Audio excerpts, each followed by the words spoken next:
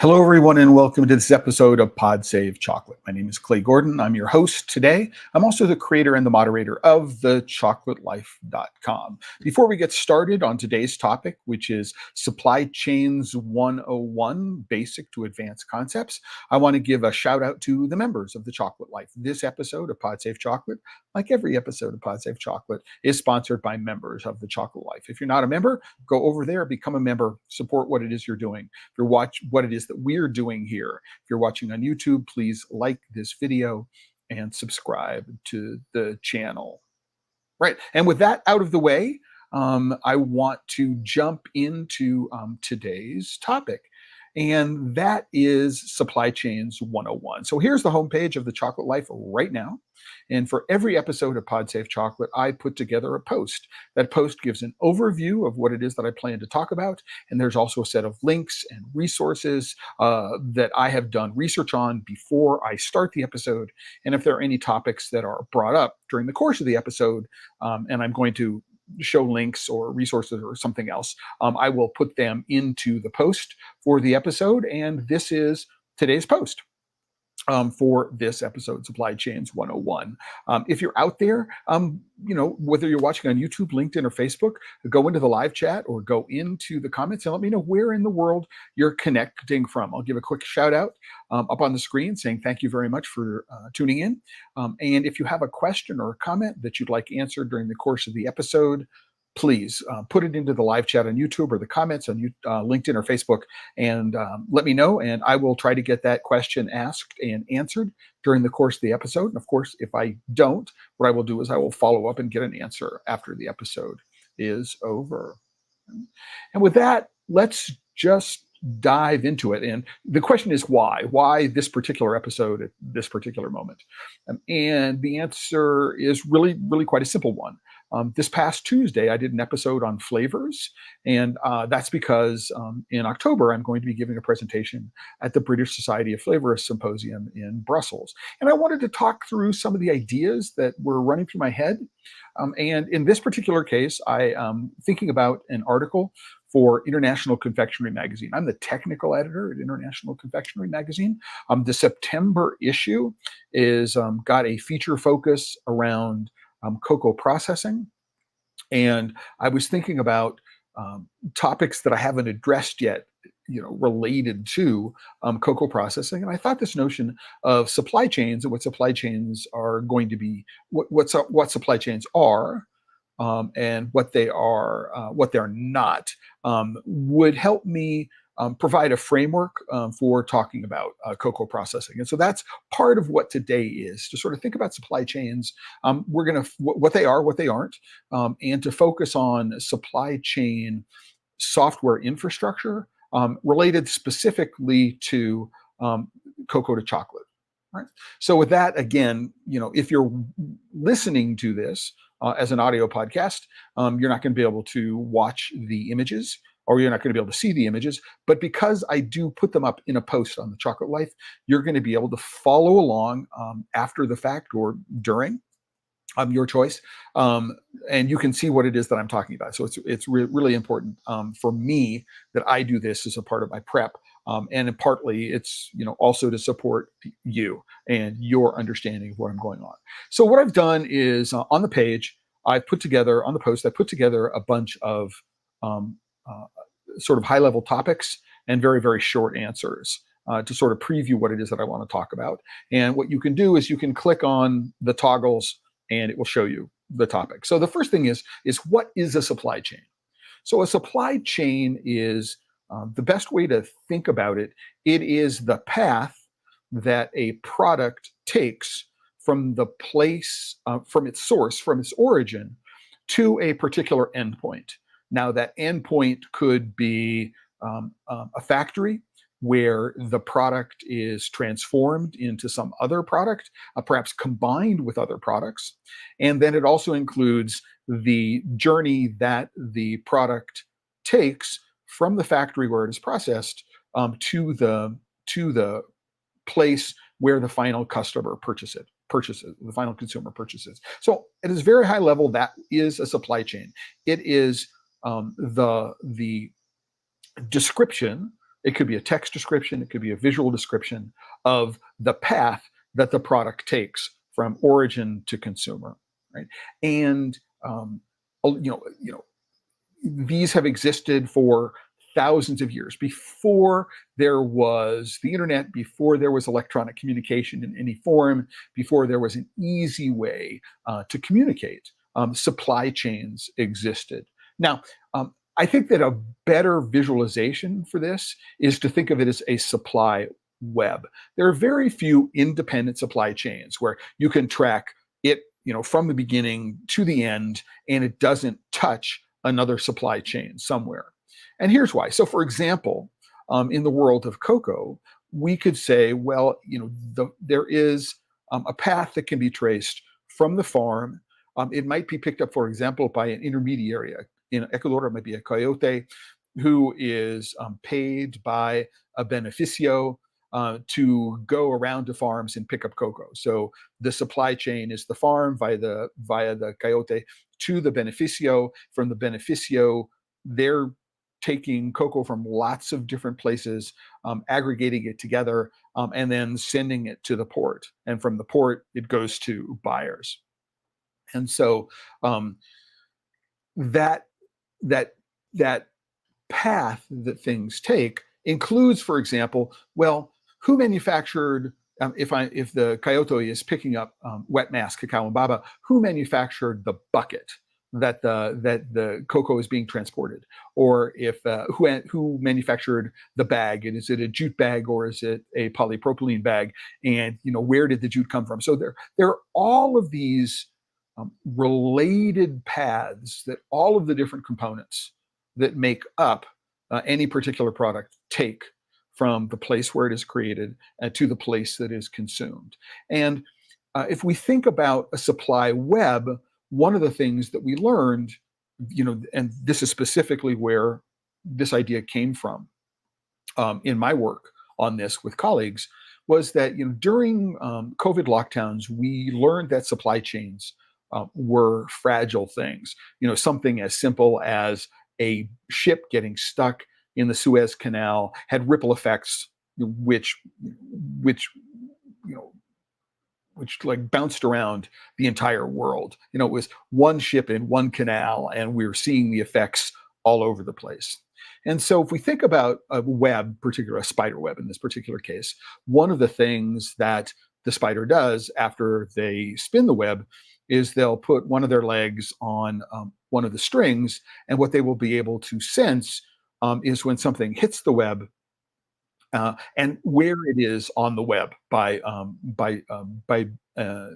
taking just by sensing what it is that's going on, whatever that mechanism is. And so one of the reasons why we might want to go from a supply chain, and most of the visualizations of supply chain is in fact a physical chain link. It's a link of chain. So there is a ring, it's connected to another ring, it's connected to another ring, and there is this one straightforward path, and it's independent and has no relationships or dependencies with anything else. Right? And in modern times, that's not true. That's not true. That all of these chains are interrelated. They're all interdependent. And what we want to think about in that model is by saying, right, if there is a disruption in one part of the supply chain, then that disruption, or if there's a disruption in the supply web, then that disruption can be communicated throughout the web so that every entity that is a part of the web will be able to understand that there is a disruption, and B, help locate it, perhaps isolate it and work around it. And that is, in fact, the way the internet was created.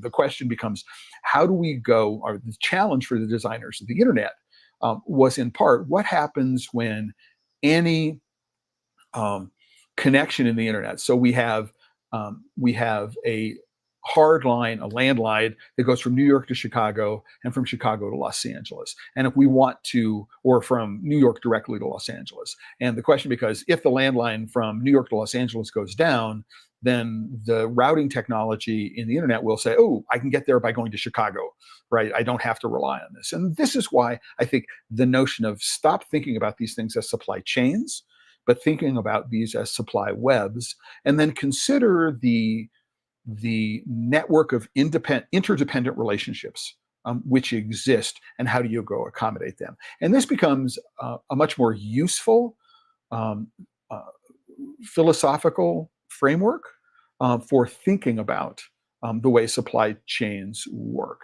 And so I want everybody to stop using supply chain as a term. Well, to consider stop using supply chain as a term and start thinking about supply webs, right? And the next question is, what is the supply chain for? Why are we doing this? I mean, superficially, what is a supply web for? I'm going to use them interdependently.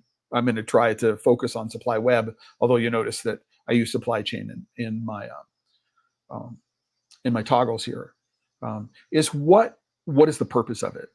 What is the purpose of a supply chain? And I want to think more specifically, if we're going to be thinking about software which supports supply webs, what is the purpose of that software infrastructure? And these days, there's very little that gets traded, especially internationally or across any border, that doesn't involve some sort of electronic communications. Right? And so, what is the purpose of a bit of software which is designed to support supply webs? And the answer is the primary, for me, right? And I want you to consider this as well, is that the primary purpose of the software is to facilitate business between trading partners. What we want to do is we want to reduce friction. We want to make it easier. We want to make it more efficient. We want to make it less expensive for trading partners to do business with each other. So any bit of supply web software, any bit of supply chain software, if you prefer, whose first job, whose foremost duty is not to facilitate business, right, misunderstands fundamentally the way business gets done. And so I can create a lot of software tools which, for example, support the sort of transparency or visibility issues associated with the cocoa supply chain. So I could have a bit of software which is, oh, here is the farmer, and here's a beautiful picture of the farmer, and oh, here is where the farm is located, and oh, here is information about the country where the farm is located. That might be interesting for a general consumer to know, have a little perhaps confidence, which is a term we'll get to a little later on, have confidence in where the cocoa comes from. But in terms of if I'm a cocoa farmer or I'm a cooperative or I'm a trader in cocoa, that information doesn't help facilitate business. It doesn't help facilitate trading. It is an important storytelling component, but it is, excuse me, and it could be important to an end user consumer, but it doesn't facilitate the cocoa getting from point A to point Z via whatever path it takes to get from the two places. So what I want to consider is that the first duty of a bit of supply chain software, supply web software, is to facilitate effective and efficient business between trading partners. That is the core requirement, right? So if we adopt that as a definition for what should supply chain tools, and I'll update this, what should a supply chain facilitate, and I'm going to do this, what should supply chain tools facilitate, right? We ask ourselves the next question, what is traceability? What do we mean when we think about traceability? And at its very simplest level, what traceability is about documenting the chain of custody, right? From the place in which the product originated, whether it's an ingredient, whatever that is, right? It's about documenting the chain of custody, which is whose hands, or it could be an individual, it could be a corporation, some sort of corporate entity, right? Through whose hands did this product travel, right? From point A to point Z. Did it go directly from point A to point Z with no change in custodianship or ownership, or did it pass through multiple hands? Now, if it did pass through multiple hands, the question becomes, okay, whose hands did it travel through? We want to know who Was there a change in custodianship and a change of ownership? And by the way, those are two really important concepts which are separate from each other when it comes to supply web tools, right? So I can take temporary custodianship of something and not be the owner of it. An example of that might be, well, I own the shipping container, but I don't own the cocoa inside. I'm the owner of the boat, but I don't own the container, right? So I am the owner of the boat, but temporarily I am the custodian of this particular container, and the owner of the boat and the owner of the container, right, could be a different entity from the owner of the cocoa inside. And so the owner of the container is the custodian for the cocoa. So and it's a really, really important concept and a really important differentiation. But in the end, what we want to do is we want to be able to document, right, with a high degree of confidence. So there is a truthfulness or a veracity component associated with this, right? So we want to be able to say it started here, it went from point A to point B. Somebody ended up taking temporary custodianship of it or ownership of it, right? Then that whatever that good was, it went from point B to point C, right? And we know who the person, who the people are, who the entities are with respect to the change of custodianship and the change of ownership. We know who, right? We know when, right? We know how, and importantly, we know for how much, right? So if there is a change of ownership, it turns out that somebody bought it from someone else. We want to know how much was paid, right? And the traceability is I can go and work backwards from the endpoint, whatever that endpoint is. It could be a centro de acopio. It could be some sort of other beneficiado. It could be a company that aggregates demand and then fills containers. It could be the port. It could be the port of export. It could be the port of import. It could be the factory. Right. So wherever that endpoint is, I can work backwards and I can find out, okay, what is the source? Where did this come from? Right. And I can say, all right, I know, for example, how long it's taken. And I can know what is the increase, what is the added value, how much extra cost was added in the process of moving it from the farm, in the case of cocoa, to the factory, in case of chocolate, right? So that's what traceability is all about. It is solely about chain of custody. That's all it is about. What is transparency? Right? So transparency and traceability are related concepts, but they're not synonymous concept. Right? Transparency is all about visibility. I can look into something, right? So I am being transparent, right? If what I do is I give you all of this information in a usable form. That's what it is. I am the owner of the data about this particular link in the chain of custody, and what I'm going to do is I'm going to tell you stuff about the change of ownership and the change of custody. So I can be transparent at various different levels. So it's semi-opacity. It's not really transparent because I could decide not to share information with you. So I could say, I bought this cocoa from this particular farmer. If I know that, I may not know that. So I bought this cocoa, but I'm not going to tell you how much I paid, right? I know how much I paid. I need that for my business, but I'm not going to tell you how much I paid.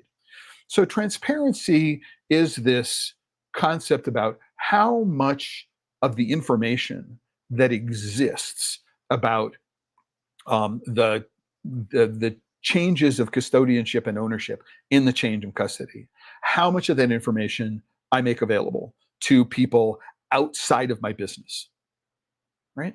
And there are lots of reasons for uber transparency, just like an enormous amount of transparency. One of which is that if I don't have this data, I really don't have a full sense for what the true cost of things is. Right? So if I'm a government or if I'm a very, very large company, if I don't have that transparency, I'm not working from full knowledge. And I really I'm not capable of fully quantifying risks in my business, right? And that's really, really a challenging place for many people. So Transparency and traceability are not the same thing. And it's also important to know that transparency and traceability are not the same thing as sustainability. Sustainability is a different concept, again, entirely. And we'll get to that very, very shortly. Right. So when it comes to traceability in cocoa, what is the hardest problem to solve in the world of traceability in cocoa? Now, apart from an institutional reluctance to share data, right, which is a really, really hard problem, and it's not just in cocoa. The challenge with cocoa is what is commonly referred to as the first mile problem, right? Is how do I get all the way back to the farm when it comes to collecting data? How so, if I'm going to create a software system where, oh, somebody, whether it's the farmer themselves or the first person to pick up the cocoa from the farm, how do I make sure that they enter the data into some system? We might be using a smartphone, for example, could be a tablet, but there has to be some way of entering the data into the system, right? So that we can have with confidence an idea of where the cocoa came from, when it was collected, how much was paid at the point of collection, right? And this is where it's even more of a challenge, right?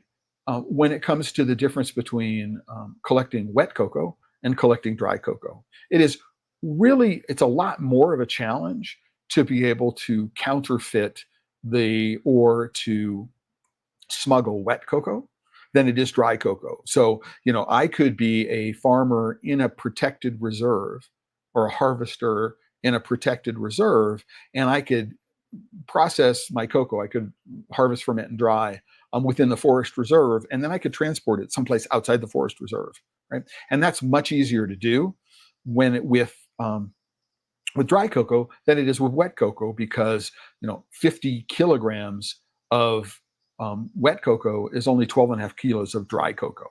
And so there is a huge difference in economics when it comes to thinking about that. But the hardest part of traceability in cocoa is figuring out how to get the data as close to the farm gate as we possibly can, and making sure that we have complete data about what's going on in the farm gate, as complete as possible.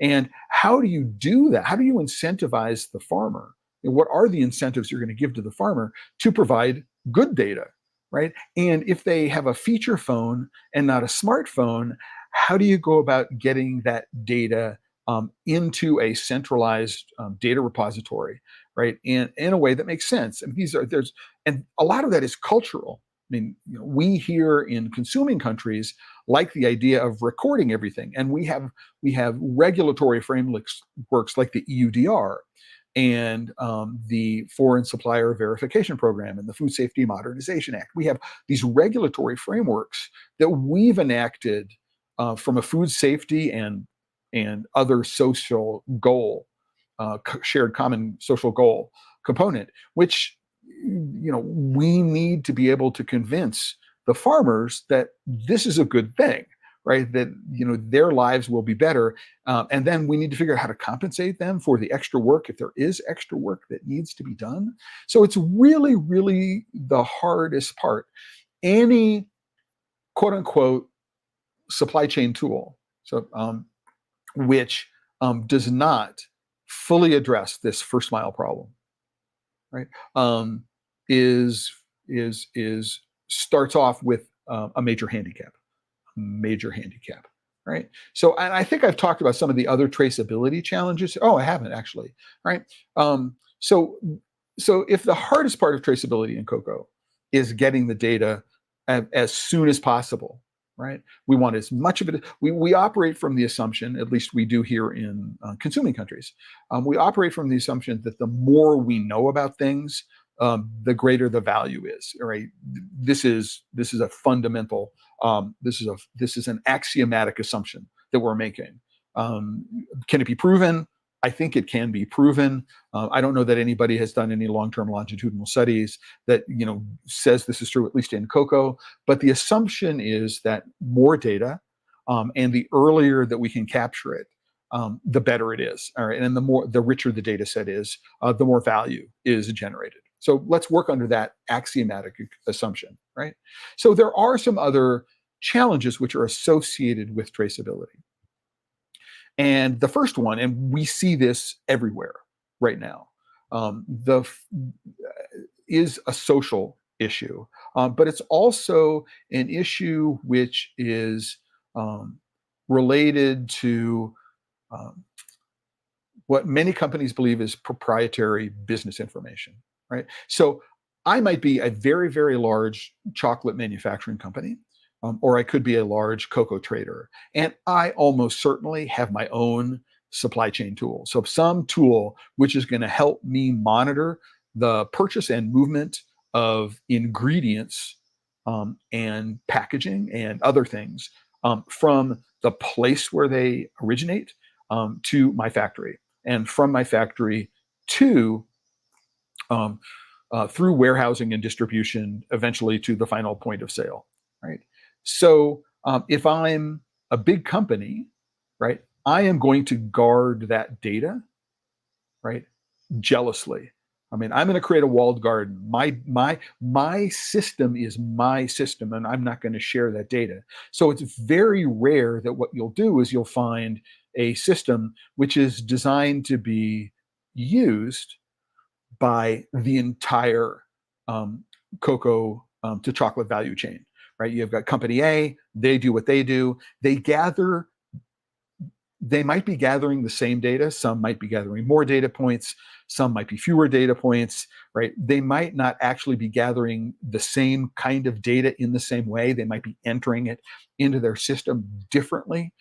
These are database challenges that we associate with what's called regularization. There are some real challenging tools. So how do we make sure that, for example, 7 different companies use the same word to describe the same concept? Are we using the same set of units? There are lots of issues which are associated with harmonization and regularization of data, right? And this has to do with interoperability. It would be lovely if some third-party group could be able to tap into the supply chain tool, the supply web, software infrastructure, and be able to aggregate data and have a true understanding of what it is that's going on, not necessarily a reported understanding, which might be sanitized. We're only giving you partial transparency. We're only giving you partial visibility into what it goes on. And if you have bad data or not enough data, right, you're likely to make bad decisions, right? And this is an axiomatic assumption. We assume that more data is better, more data are better, right? And one of the reasons why more data are better is because it enables us to make better decisions, right? So interoperability is another key concept in here. One thing that people may not know this about this, but before I got into chocolate, I had a 20-year career in high technology. And a large part of that career was in information management and database technology. I'm a startup. I'm actually a co-founder of 2 startups, one of which is an information software business. I'm a named inventor on 4 patents for the work that I did in that company. And then I was also the chief technical officer and the chief information officer of an internet startup that was looking to innovate. A better way to describe it is in search engine space. And a lot of the work that we did had to do with improving the user experience when it comes to searching and browsing, right? As a matter of fact, their patent were filed and may have been granted in connection with that. And so I think about these kinds of things a lot. And one of the aspects that is a large part of my work in this area has to do with understanding the difference between data veracity and data integrity. And the example that I'm going to give with respect to supply chain tools is blockchain. Some people say, well, let's just do it in blockchain, right? Blockchain, blockchain is a tool. And it is good for some things, and it is not good for other things. Number one, from an energy perspective, from a computation perspective, it tends to be fairly expensive, or many iterations of blockchain tools tend to be fairly expensive in terms of computational effort required, and in terms of the energy required to do that computation. One way to think about blockchain, which makes the most sense, right, outside the cryptocurrency mining component, is to think of it as a distributed ledger, which is that copies of transaction data exist in multiple places. And there is a protocol which enables the system to be able to query different nodes in the network where this transaction data exists, and figure out if changes have been made at any point, right? And so that talks about the integrity of the data. So once the data are entered into the system, blockchain versions of it, IPFS, the Interplanetary File System, there's a version of it called Hashgraph. These are different from the Bitcoin and Ethereum, cryptocurrency tools. But integrity is what's all about. Once the data are entered in the system, can I be sure that the data have not been altered in any way? So can I have confidence in the integrity of that data? Really, really important aspect of one of the things that a blockchain might do. However, there's no business intelligence built into blockchain tools. So business intelligence, and we'll get to that. I'm going to talk about something called X12 in just a little while, and you'll get an idea what business intelligence is all about. But there's no business intelligence built into it. And that's a challenge, because if you have an immature software tool, you don't necessarily know where all the bugs exist, right? And there's lots of challenge associated in database tool with what's called ACID, atomicity, concurrence, and I forget what the other two are. I'll go look it up and put it in. But these are well understood issues with respect to very high volume, very highly reliable database technologies, which are not a part of blockchain per se. And so we have to build those things on top of or into blockchain technologies. So the distributed ledger component of blockchain, interesting in terms of guaranteeing the integrity of data once the data are entered into the system, but that's not the same thing as veracity, right? We want to be primarily focused, first and foremost, with making sure that the data that are entered into the system are in fact true, complete, and accurate, right? A blockchain will memorialize bad data, right, just as well as they memorialize, or it memorializes, bad data. I mean, good data, bad data. So yeah, the blockchain will memorialize bad data in the same way that memorializes good data, right? So before we even consider the data integrity, let's just do it with blockchain. Before we consider the data integrity program issue, what we need to do is we need to think about the data veracity issue. The challenge. We need to make sure that the data that gets entered into the system, the data that are entered in the system, are true, they're complete, and they're accurate, right? Really, really important. And this, we start off with some challenges which may seem, and this is the harmonization and regularization, not just of the data itself, but the format in which are entered, is like, for example, what we might want to do is we might want to say that internally, everything in the system is represented by SI units, metric units. So if there's a weight measure, it's in kilograms. If there's a distance measures, it's in kilometers. If there is an area measurement, it is in hectares. If there's a volume measurement, it is in terms of liters, right? And then what you can do is you can create a layer on top of that, which says, well, I work in this country, and the way we think about area is in tareas, or I think about weight in terms of quintals. Right? So we do have that, and it is in the intersection, right, in this translation, this transformation between one system of measurements, and this is just one example, to another system of measurements, that we can lose veracity, right? It's a really, really complicated problem. But it is the important part of this. If we have bad data, everything else that goes into the system is not reliable, right? And we need to make sure that the veracity is, in fact, our number one component. Hey, and before I continue, I want to do a quick shout out to Mike King at Encore Coffee Company in Kansas City, Missouri. Happy Friday, Mike. Thanks for giving us a shout out. Hope you're in your workshop today, roasting coffee, roasting cocoa beans, perhaps manufacturing some chocolate. Thanks for having us on in the background as part of your work. And, because you work in coffee, Mike, issues in supply chain tools for you, how important it is. If there's anything, you're cleaning today. Ugh. Yeah, I agree. Yeah, not my favorite task, but it's an absolute requirement. But interested in knowing, what your thoughts are so far. So, are there some important traceability standards? And the answer is, I've listed two, and neither of them, well, only one of them is directly associated with traceability. The other one is a much more general standard. And so what I want to do is I want to point you to the granddaddy of supply chain software tools. It's an ANSI, so the American National Standard Institute keeps track of a standard which is called X12. And X12 is all about supply chain data. I mean, this is about, electronically, so it's an EDI standard. EDI stands for electronic data interchange. It has been around for a long time, right? And it is constantly being improved, right? And so when we look at X12, what I'm going to do is I'm going to link to this page about supply chain transaction flow, right? And if you want to geek out and know more about this than you ever thought, but what this will give you an idea is just a soupçon, a little taste, right? An introduction to the complexity of the problem, right?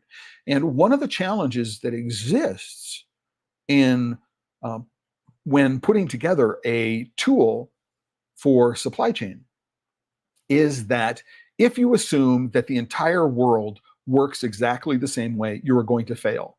You'll have created a system that is brittle. You'll created a system where there are more exceptions than there are the same practices. And so building in this flexibility into the system from the very, very beginning, be able to say, I can't anticipate all of the different ways, for example, that cocoa might get from the farm to the factory. I can't anticipate that, right?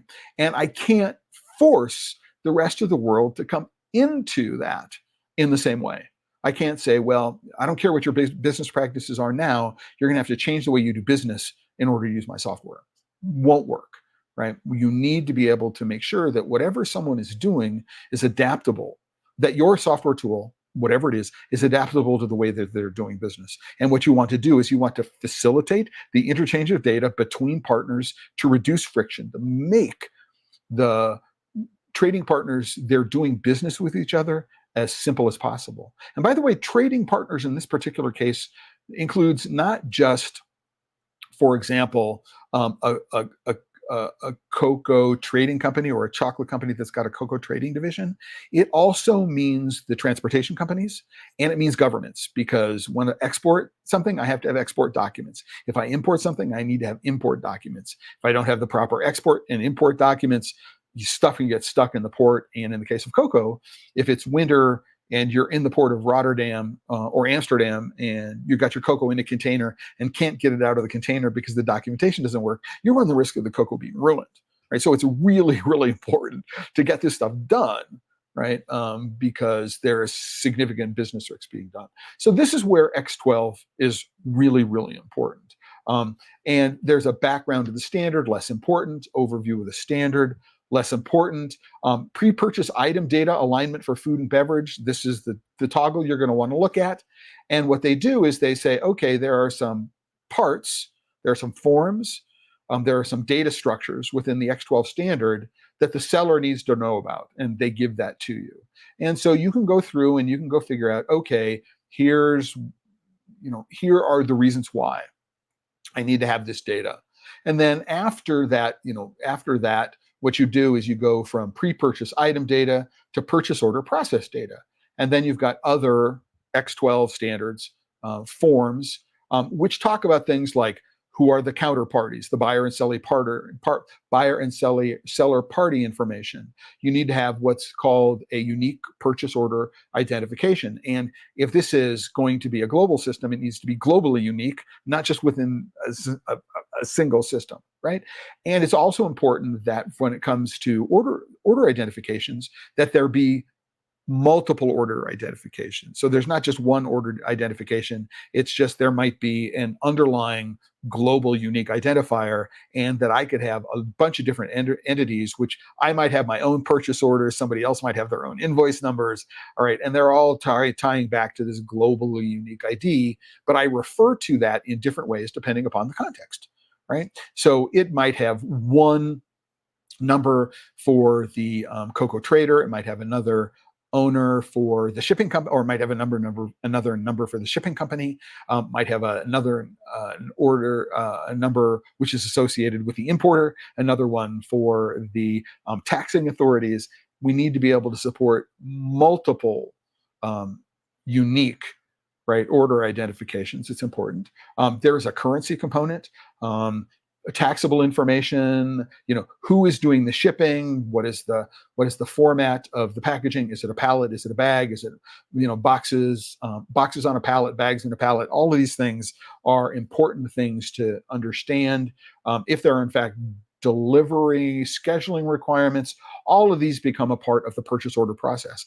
And if you want to put together a software tool which is going to facilitate business between trading partners, if it's not built fundamentally with an understanding of X12 data requirements, right? Because this is the way everybody works. If I have a software tool, right, which is designed, which I call a traceability, a supply chain traceability tool, and it does not natively implement the data structures which are associated with X12, it's a failure for big companies. It might work for small companies, but it's a failure for big companies.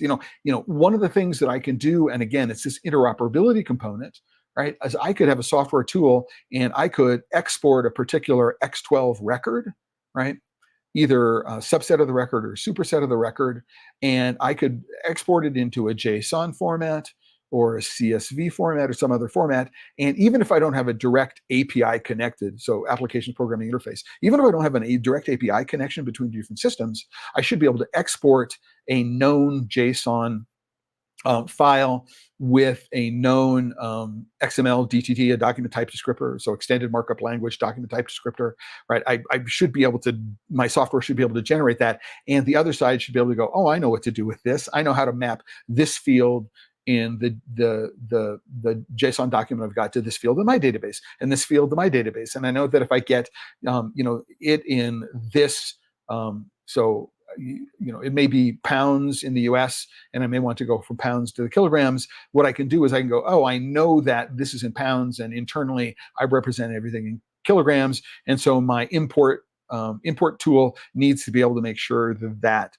what it is that I'm doing is I do that transformation properly. So it's really, really important to understand what the X12 data structures are all about and what they're working.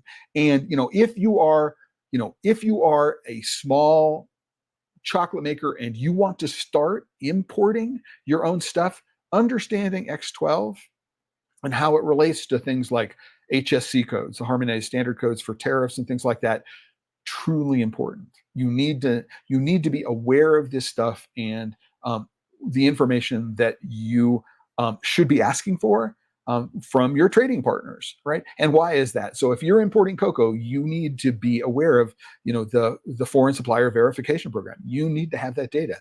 When you're talking about the FSVP and you're buying stuff, you need to know it for your Food Safety Modernization Act reporting requirements. You need to know these things, right? And this is why X12 is really, really important. Now, this post-purchase aspect of it is something you should know about. And, you may want to go and take a look and actually download the documents and take a look at the information. But as far as I'm concerned, or as far as the group that I worked with when we were working on this problem actively, we're looking at this thing called the 856 record. So the 856 record is the one that really talks about shipping notification and shipping manifests. So if you are importing anything into the United States, you may know that your shipper needs to notify the receiver.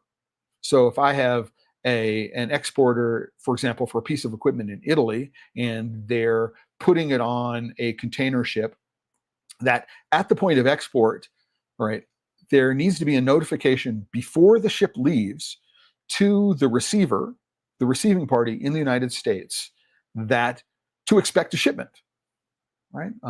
If you don't receive that, it can be held up in customs, and in many cases there can be huge fees, penalties, fines associated with not getting the shipping notification, right? So understanding all of this, incredibly important. Noticing about the shipping notification and the manifest. So I can tell you, number one, that if your shipping documents, right, contain all of the information, right, that is set forth in the 856 record, in compliance with things like the invoice, right, and payment and order remit. I mean, you just, all the stuff that's going on here that's in the 856 record, the ship notice manifest, right?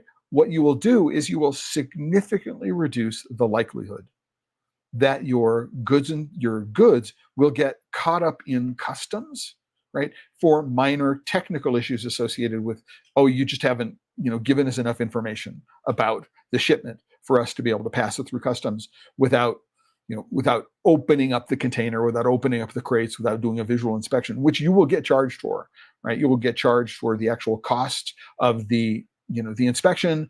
If it's sitting, you will get, charged for the amount of time that it sits on the dock, for holding. There are all sorts of things that need to get done. You need to know about this. Really, really important to understand about X12, right? Right. If you're going to get involved in movement of goods across borders, super important, all right, to think about this, right? And if you're designing a piece of software, right, which is going to tackle the traceability program, you need to be aware of X12, right? And specifically, I think most importantly, the 856 record, and to think about how that data in these records are going to get from party A to party B to party C to party D. And so how can I start populating, for example, the 856 record at the farm gate, right? Would be very, very forward thinking. That's really, really cool. So something to think about there. Before I jump on to the next important standard, I want to give a quick shout out to Mark and Yuri at Blue Spruce Chocolate from Kittredge, Colorado, giving a shout out to Mike in Kansas City. Hey, hope you're doing well, Mike and Mark and Yuri, and thanks for the shout out. Glad to know that you're listening today, and I'm hoping that you're finding it interesting. So when we go from X12, the next standard that we want to know about is an ISO standard. ISO, the International Standards Organization, and this is ISO 34101. And so this was adopted in 2019, and it is a standard for sustainable and traceable cocoa, right? And the link to this is in the post for today. So if you go there, you'll see that there is a link here in the toggle on important traceability standards. You can look at ISO 34101. And if you are developing a software tool, or if you are evaluating a software tool to help manage your supply chain, right, you want to make sure that the software tool that you just ask this question: is it ISO 34101 compliant when it comes to meeting traceability metrics? You want to know that. Now, all right, I have a problem with this standard, right?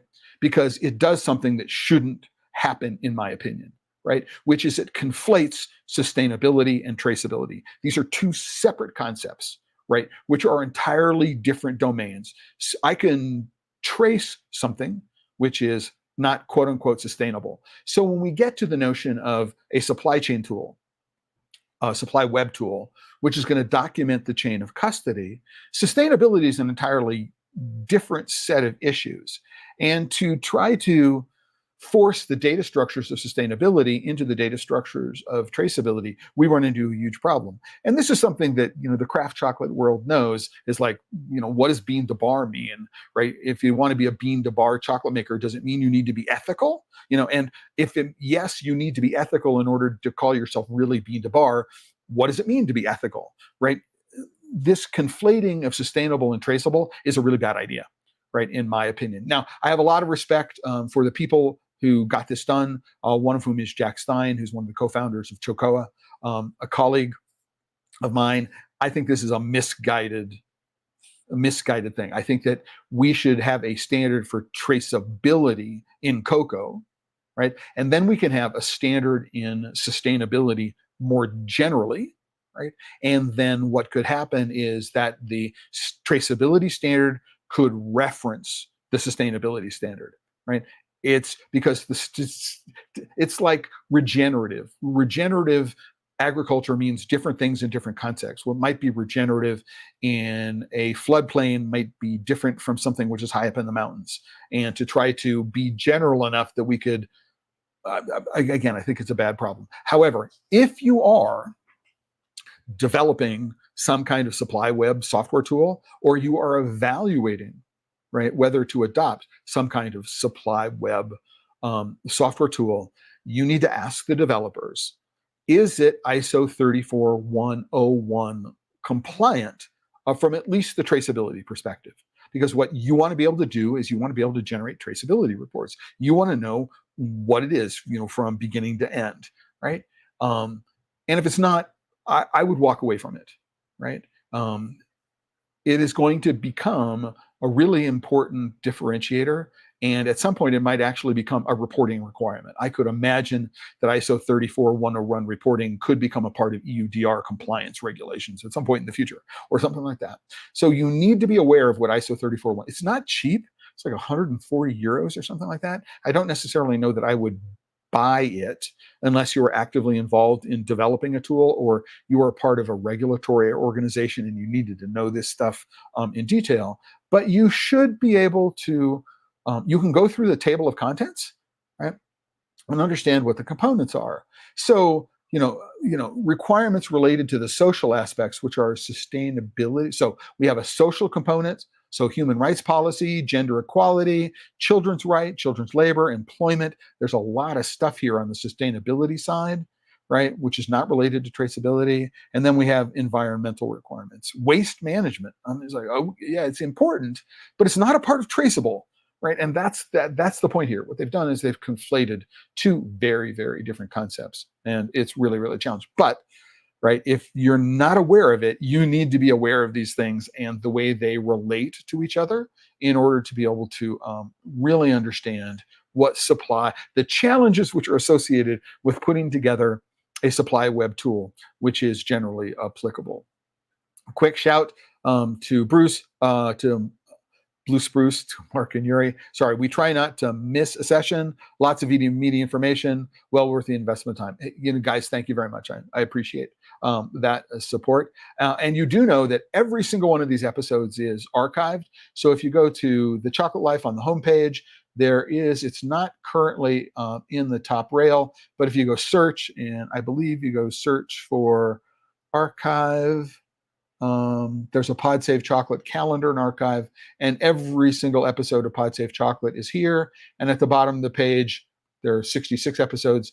There is a link to every single one. Oops, got to go further. There's this link to all of the roughly 150 episodes of the Chocolate Life Live.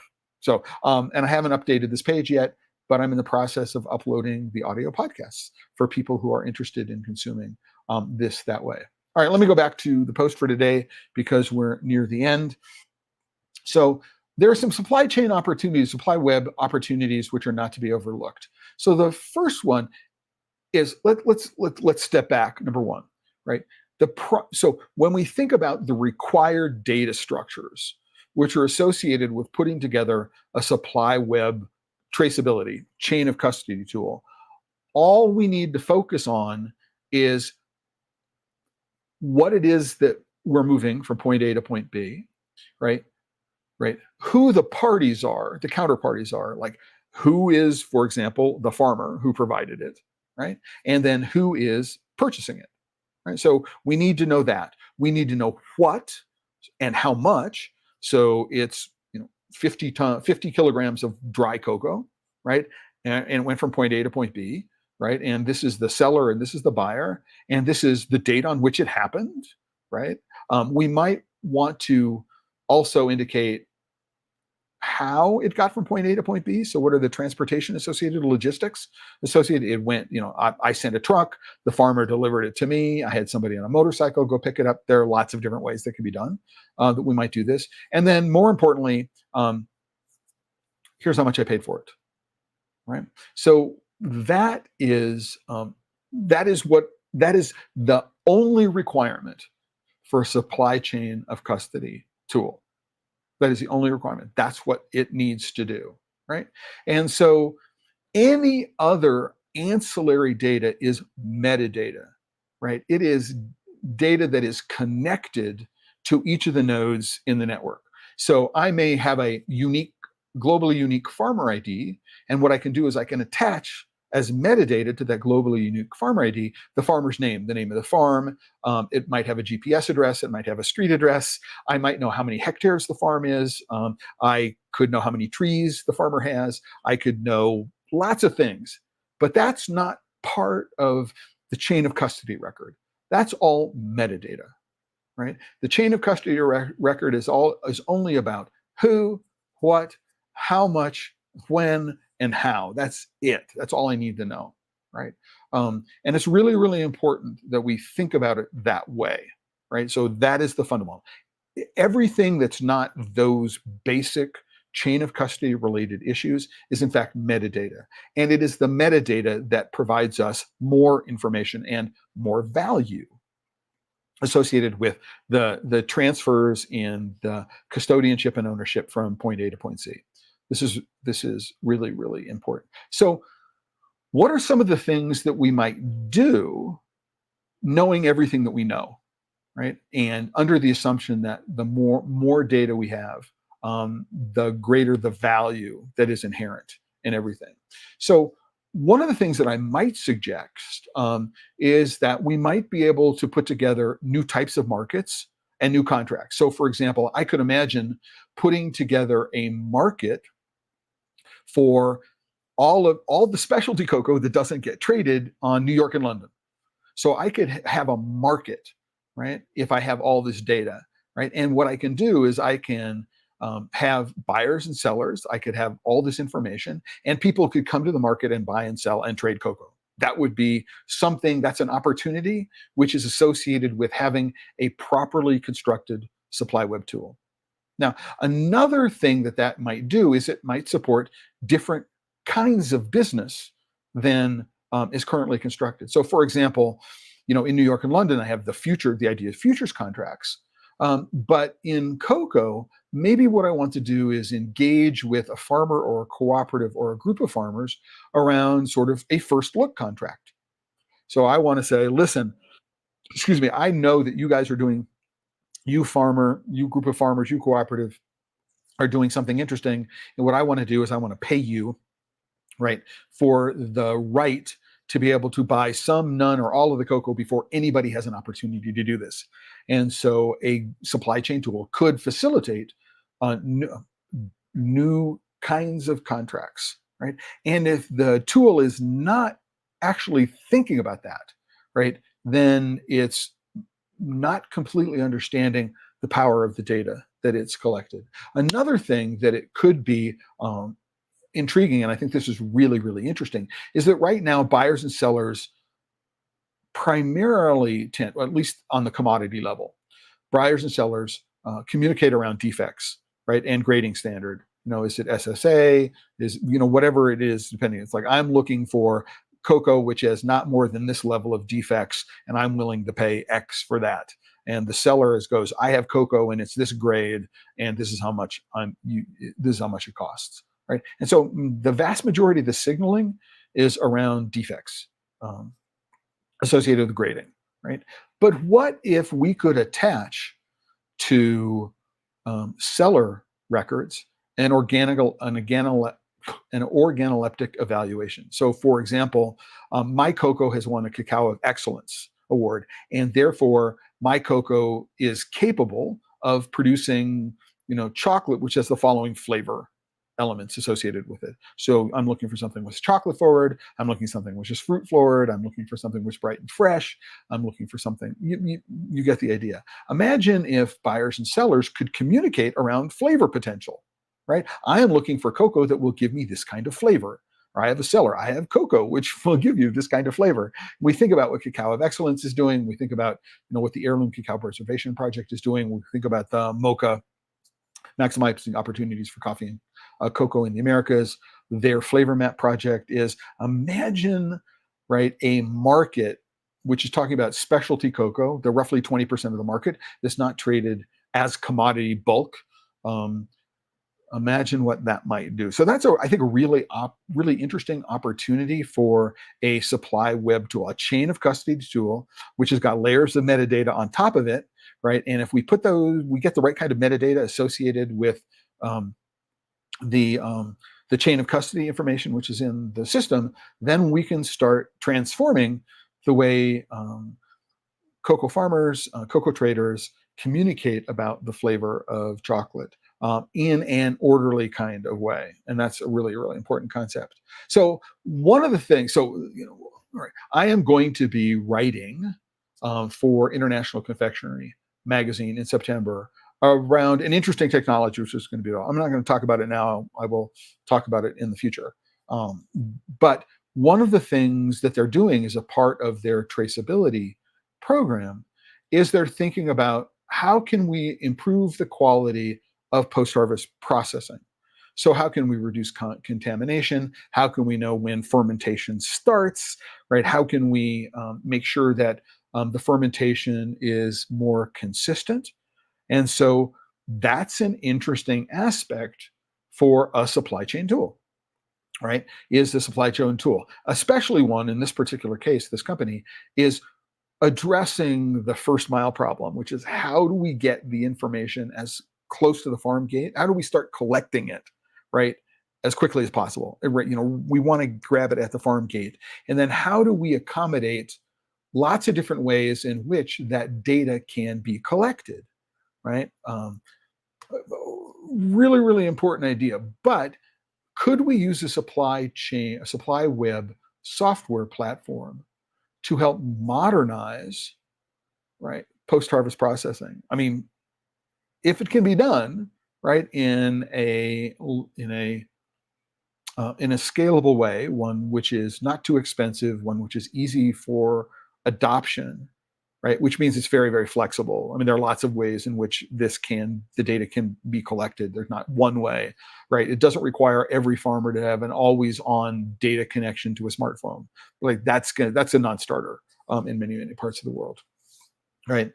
And for example, if what it is that we did is we started at the farm gate collecting wet as opposed to dry, one of the things that does is it reduces issues associated with smuggling and counterfeiting, right?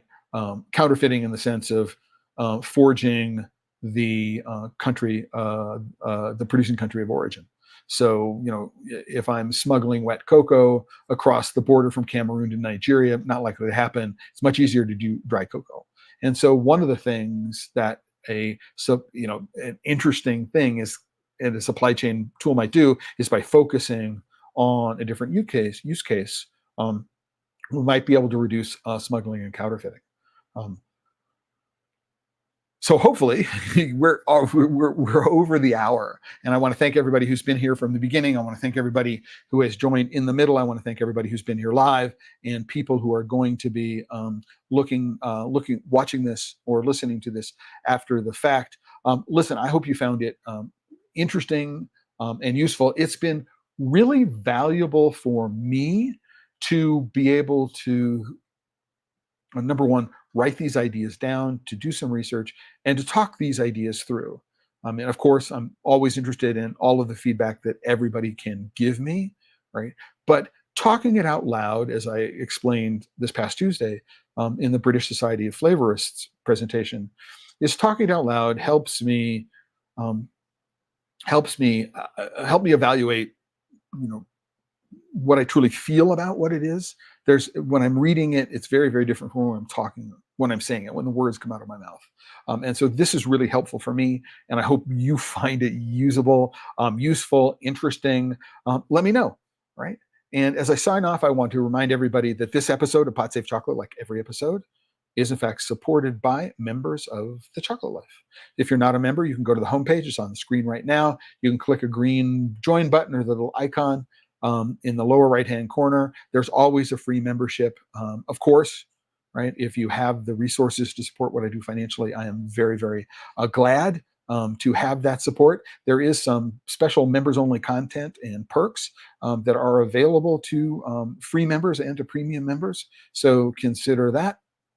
And I'm showing the homepage of the Chocolate Life right now. I do want to remind everybody that for every episode of Pod Safe Chocolate, there is a post, right? And you can go and look at the overview. We can look at all the links and all the resources. So, for example, today there's going to be the link to X12 and the ISO, so ANSI X12 and ANSI 34101 websites, and so you can go look at them. And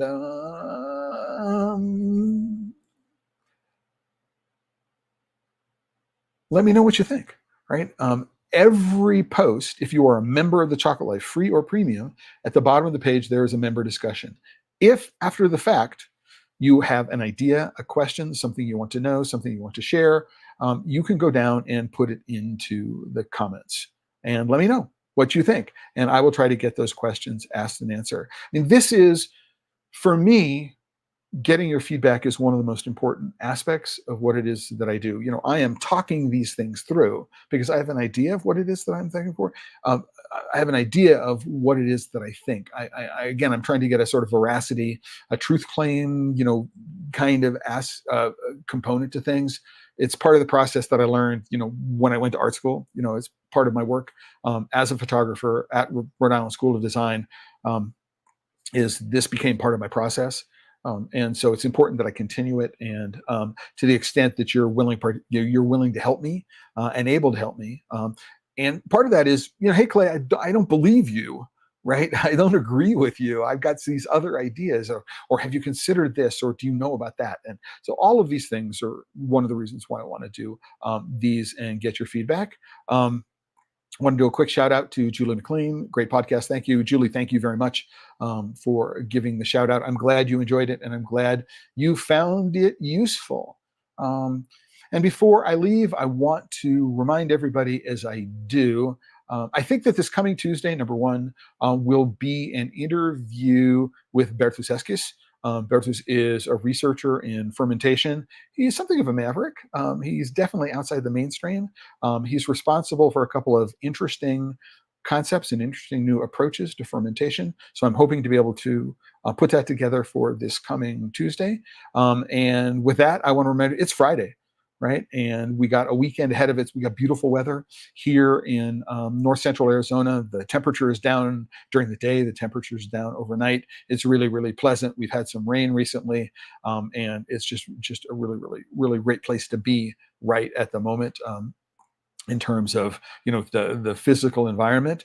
And so I want you to appreciate it. And I want you to remember that if you're working with chocolate and you're not having fun, you need to reevaluate. I think you're doing it wrong. And so until the next time, everybody, ciao. Listen, have a great weekend, or whenever it is that you're listening to this. And until the next